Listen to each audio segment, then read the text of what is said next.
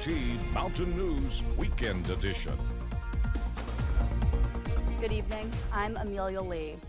Police are investigating the death of a Jackson County woman who they say died after being carjacked and run over by her own vehicle.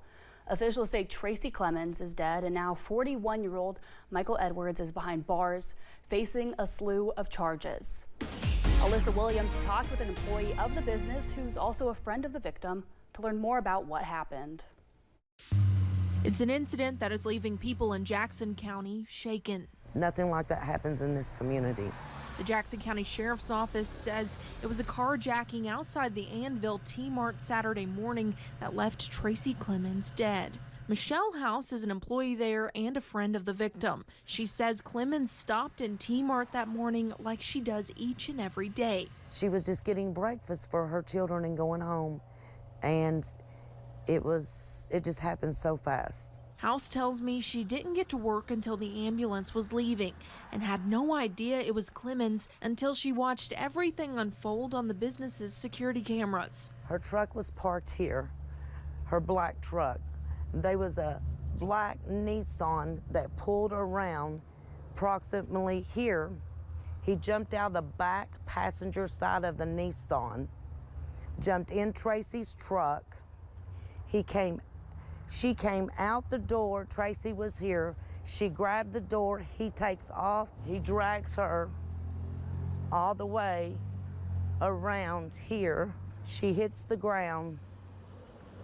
And this is where my friend's life was taken. The Laurel County coroner says Clemens died at St. Joseph, London from blunt force trauma to the head. Deputies say the man behind the wheel was Michael Edwards. There's children without a mother today and a husband without a wife today. Deputies say Edwards left the scene in Clemens' truck, abandoned it, and fled on foot into the woods. Hours later, he was captured and arrested in a field off Cornet Chapel Road. I think we need to pull together as a community and watch out for one another more. Tracy is dearly loved and dearly missed, and she'll always be remembered here. In Jackson County, Alyssa Williams, WKYT.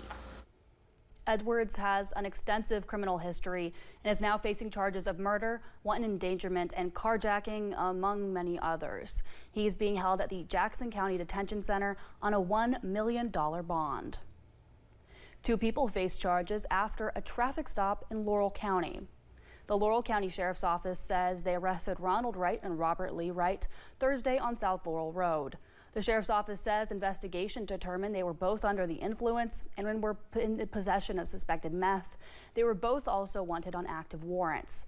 Ronald Wright faces several charges, including DUI and possession of a controlled substance. Robert Wright is charged with possession of a controlled substance, possession of an open beverage in a vehicle, and more. A man facing several charges on animal cruelty is scheduled to appear in court tomorrow. 64-year-old Dennis Kirkpatrick is charged with more than 60 counts of animal cruelty and 1 count of torture of a dog. His arrest citation states there were 62 dogs living in deplorable conditions in his home. A Letcher County man has been reunited with paintings he thought were lost for good. WYMT's Austin Hicks was there to hear a story 33 years in the making. Jeff Chapman Crane is a nationally recognized artist whose work has been featured in the American Artist magazine. Crane paints portraits and paintings that tell the true story of the mountains. He takes those works around the country to art shows so people can see them. After one of these shows 33 years ago, Crane made a shocking discovery. I came over that morning to load the paintings and discovered that 5 of the boxes were missing.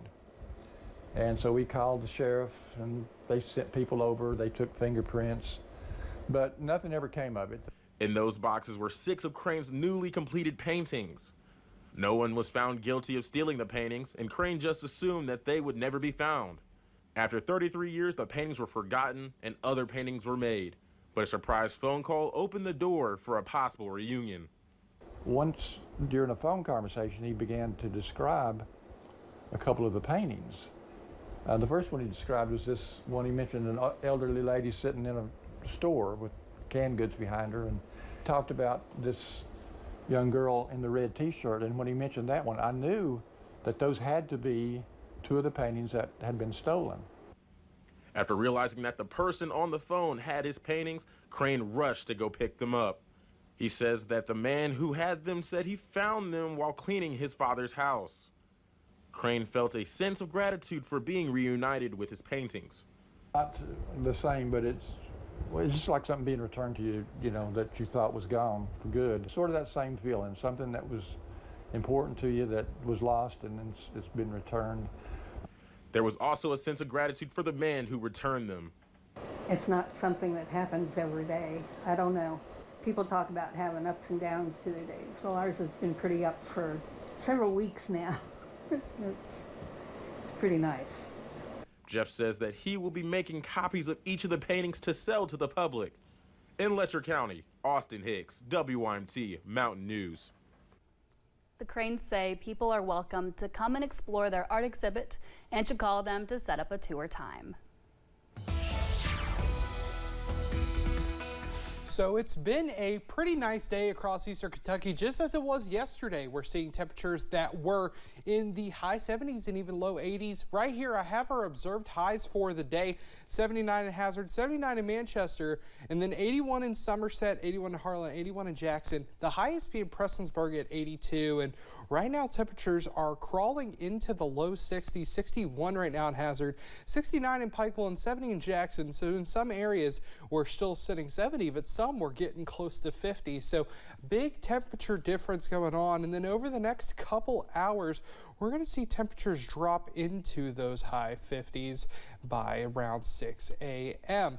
All right, so coming up, I'm going to talk about how we're going to stay cool into midweek when that rain returns, and a look at your next 6 to 10 days, and even a look at a meteor shower forecast. Amelia?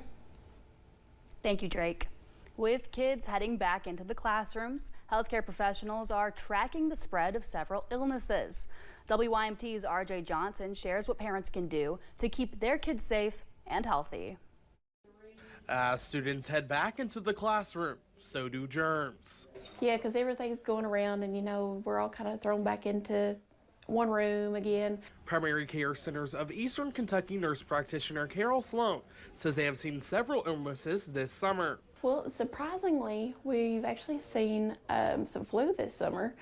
Strep is always a big thing, and then you've got COVID that's actually spiking up right now. We've seen a COVID on the rise. So, of course, you know, if they've got any fever, any symptoms at home, you know, definitely keep an eye on that and get them checked out. She says it is important for parents to make sure their children are aware of how to wash their hands. But anything that's going to be shared, make sure we wipe those down. And then again, just stressing, you know, hey, yes, this is a new place. Let's not, you know, share drinks. Let's not, you know, eat after everyone, kind of those things too. And like, if we're going to play with something, let's go ahead and after we get done playing, we either wash our hands or use Germ-X. Sloan says it is also important to stay up to date on vaccinations. You know, if it's been a couple years, or say if you're not sure about it, always go into the provider, the pediatrician, so they can do child checks, all of that, so they can get their, make sure they're up to date on vaccinations. Saying vaccinations can help protect your child from an illness. It's getting ready to be flu season again, so of course flu shots are recommended, and that does help kind of maintain the flu, or if you do get the flu, your symptoms usually aren't as bad. In Hazard, RJ Johnson, WYMT Mountain News. Sloan says if your child does have any symptoms of an illness, to get them checked out, especially if symptoms have lasted for more than a day or if the child has a fever. Well, doctors say it's never too early to take your child for an eye exam. Making sure they have healthy eyes is especially important as kids head back to school. Poor vision can make it difficult for kids to focus in the classroom. Matthew Butler is an optometrist with Eye Care Center in Lexington. He says whether your child is struggling to see the board from the back of the classroom or read a book that's right in front of them, both can affect their ability to learn and could be signs they have a vision issue. Sometimes binocular vision issues go undetected, so if you notice any eye turns, so turning in or out, headaches when reading up close, there's a number of things, but anytime working up close gives an issue is when we generally recommend to come in. Typically, Dr. Butler says it's recommended you bring a child in for their first eye exam between 6 and 12 months. Then at ages 3 and 5 years old, once they hit first grade, and then every year after that. Even if you think your child's vision is fine, Dr. Butler says it's still important to take them in for an exam. Coming up at 11, meteors are going across the sky tonight. We'll tell you where you may be able to see this unique shower. Yeah, and I'll have your meteor shower forecast and a look at the rest of your week in just a few minutes. Stay with us.